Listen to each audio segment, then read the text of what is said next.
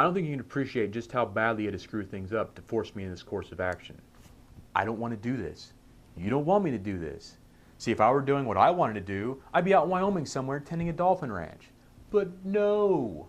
You guys had to make a complete mess out of everything, and now I've been called in to clean it up. Now, some of you out there are going to say, oh, well, there's no problem. Obama's going to be out of office next year. The economy's recovering. What's this guy talking about? He's crazy.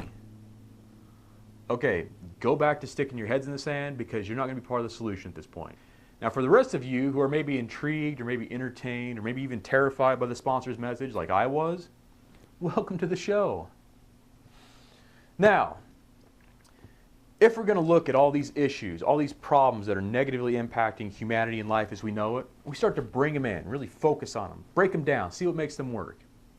You're going to see one common theme, one thread that ties them all together. It's not Obama. I know that's upsetting for a lot of you to hear, but it's just not the case. It's not Congress.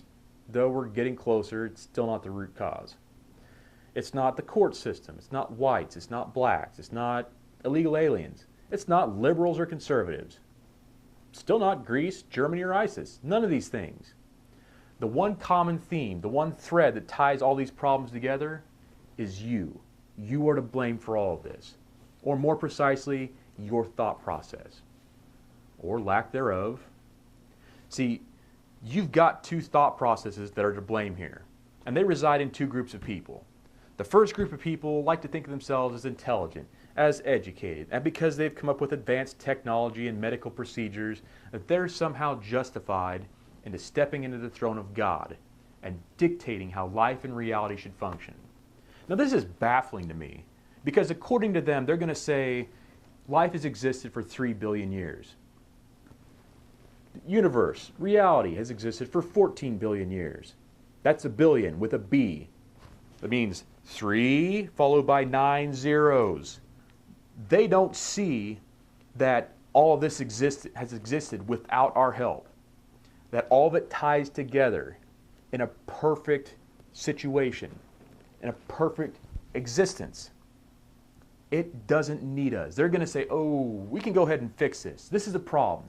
So now they've seen a problem that's not really a problem. It's just an aspect of reality that they don't like, that upsets some group of people over here. Don't care. So instead of seeing this, they're going to go and say, oh, well, we'll just come up with some jackass solution. Yeah, I think we fixed it.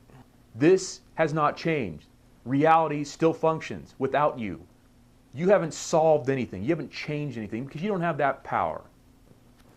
It existed before you got here. It's going to exist after you're gone. So now you've got two problems.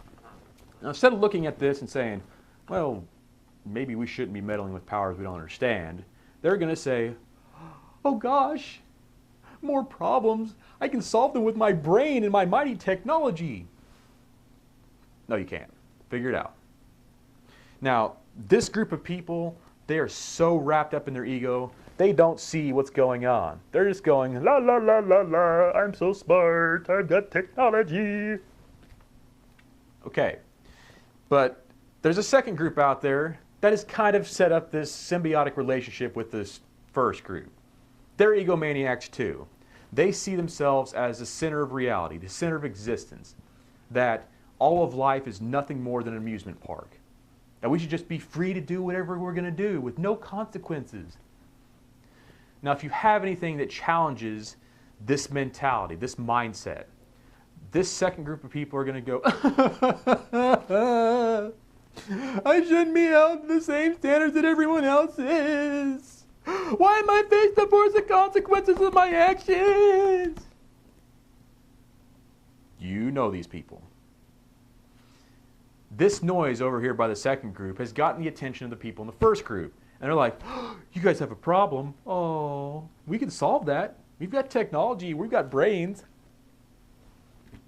So now they're feeding off of each other, perpetuating this ego monster that's getting out of control. But if I'm fair and if I'm honest, which I am, unfortunately, this whole social dynamic has been set up by a third group of people. Now, this third group of people, they have been doing the same thing for generations, for eons. They are striving for one thing: absolute power. And they've recognized through their countless struggles throughout the generations that attaining absolute power is a tricky business. They've realized that, well, let's see, armed conflict doesn't work because then people just fight back, and that's stupid. That stops us from doing this. Let's see, what else do we got? Subversive tactics. What are we, North Korea? They know that the best way to obtain absolute power is to ensure that no one else knows about it until it's too late to act. That means that they need to come up with some way to keep people distracted. Look over here, while they're over here doing something else that they shouldn't be. So the only method that they can go after absolute power is give people stuff. Fill their minds, fill their faces with shiny stuff. Oh, you should try out the iPhone 6. It's got 2 cameras and you can use your fingerprint on it. It's so cool. Feed them stuff. Give them all this cool tech to play with, and they're never going to bother you because they're going to be so wrapped up with the stuff here, they're not going to look out here, what's going on. If that doesn't help, get them hooked on something. Antidepressants, drugs, weed, alcohol, whatever. You want it to keep you happy or passive with your life, we'll supply it in mass quantities. If you can keep people drugged up or amazed by cool stuff, then they're not going to bother to think about the world. This whole thing has been set up because once they get this absolute power, because no one else is paying attention to it, it's done. They're done with everyone else because there's not enough room on this planet for this absolute power and the rest of humanity. Now, unfortunately for this third group, all of their actions, they cause little ripples that spread across society. And if you don't kind of negate these ripples, they start to grow into waves.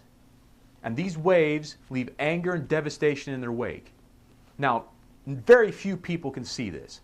Very few people can recognize where these waves, where these ripples are coming from. Now, I can.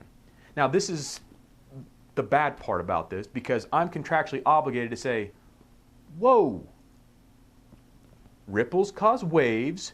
What do waves cause? Oh, shit. We should probably be focusing on this tsunami that's coming because it's going to wipe everyone out. So at this point, I'm contractually obligated to say something about this. Like the sponsor said, it doesn't matter if I'm killed because this stuff is still going to hit us. So at this point, I'm going to be pissing off a lot of people.